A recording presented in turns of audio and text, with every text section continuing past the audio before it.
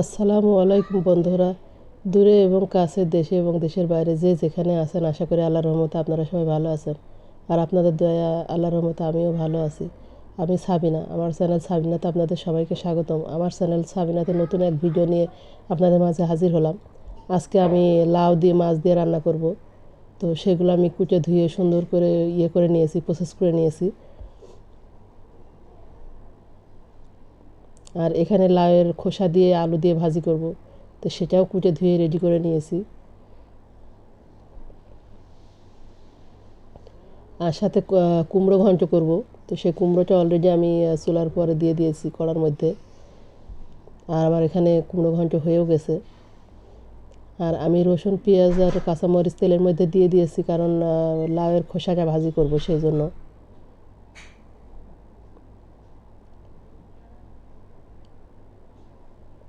আর আমার এখানে লাউয়ের খোসা ভাজি হয়ে গেছে, তো আমি নামিয়ে নিব।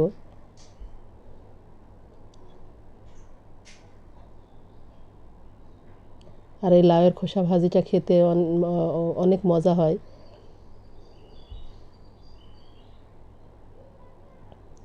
লাউয়ের খোসাটা আমি নামিয়ে নিয়েছি, কারণ ভাজি হয়ে গেছে। তো আমি এখানে মাছটা ভেজে নেব, লাউ দিয়ে রান্না করব সেই জন্য।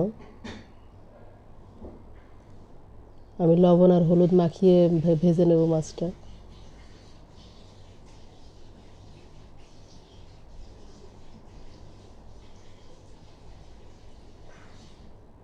কড়ার মধ্যে তেল দিয়ে দিচ্ছি।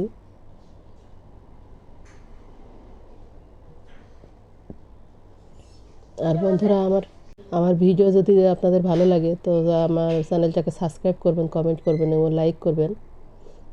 আর বেশি বেশি শেয়ার করে দিবেন।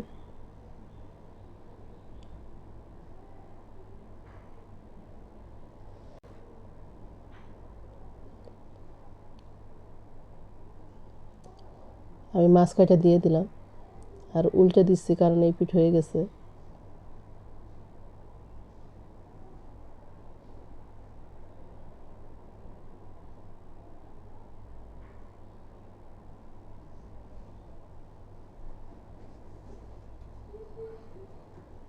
আমি মাছটা উঠাই নিব, কারণ হয়ে গেছে ভাজি।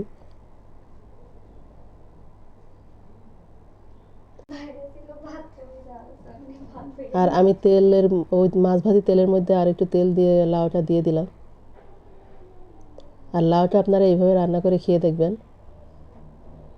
মাশাআল্লাহ এত মজা হয়, সেটা না খেলে আপনারা বুঝতে পারবেন না। আপনারা, আমি যেভাবে রান্না করছি এইভাবে আপনারা রান্না করে খেয়ে দেখবেন।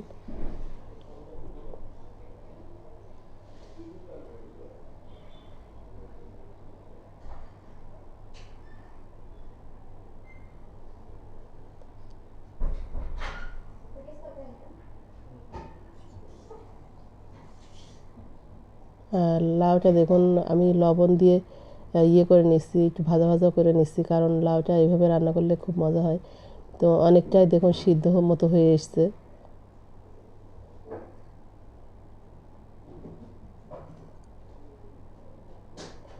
লাউটা আমার প্রায় সিদ্ধ হয়ে এসছে, কারণ আমি পানি দেইনি, ওই লাউয়ের পানিতেই আপনার লাউ সিদ্ধ হয়ে গেছে অলরেডি। তো আমি এখন মশলা দিয়ে দিব।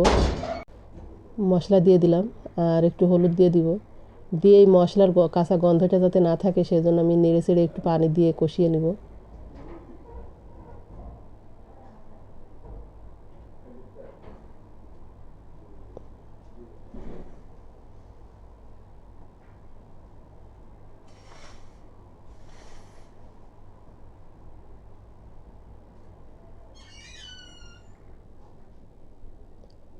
কালারটা দেখুন কি সুন্দর হয়েছে।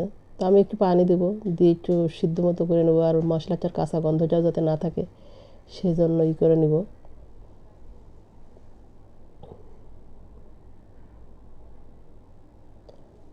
আর লাউটা অনেক জালি ছিল, ছোটো লাউ, এই জন্য অল্পতেই সিদ্ধ হয়ে গেছে।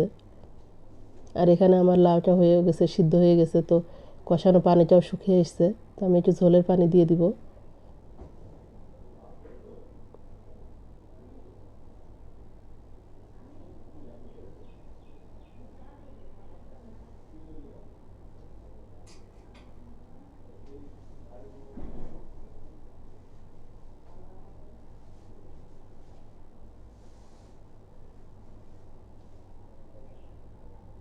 আর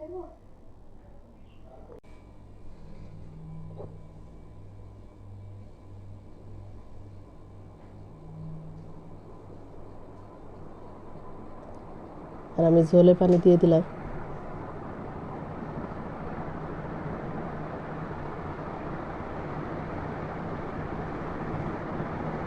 আর আমার ঝোলের পানিটা ফুটে উঠেছে, তো মাছটা দিয়ে দিলাম।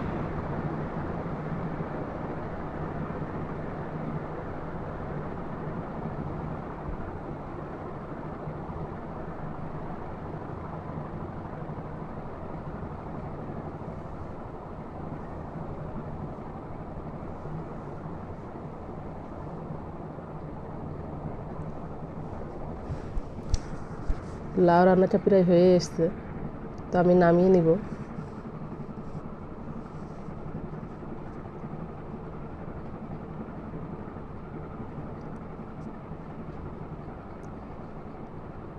আমি বেশি একটা ঝোল রাখিনি, দেখুন কাদা কাদা করে ঝোল রাখেছি।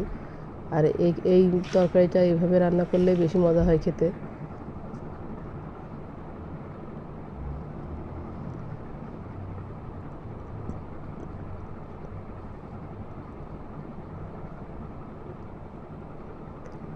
আর আমার ভিডিও, আমি আবার বলছি, আমার ভিডিও যদি ভালো লাগে আপনারা সাবস্ক্রাইব করবেন, আমার চ্যানেলটাকে সাবস্ক্রাইব করবেন, কমেন্ট করবেন, লাইক করবেন, আর বেশি বেশি শেয়ার করে দিবেন। আর না টেনে শুরু থেকে শেষ পর্যন্ত দেখতে থাকবেন। আর আপনারা ভালো থাকবেন, সুস্থ থাকবেন, আর আমার জন্য বেশি বেশি দোয়া করবেন। এখানে আমার রান্নাটা হয়ে গেছে।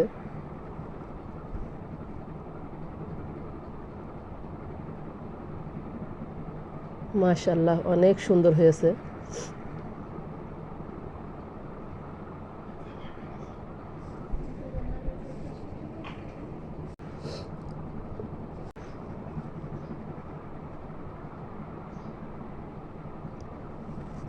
আপনারা ভালো থাকবেন, সুস্থ থাকবেন, আর আমার জন্য বেশি বেশি দোয়া করবেন। আল্লাহ হাফেজ। আসসালামু আলাইকুম।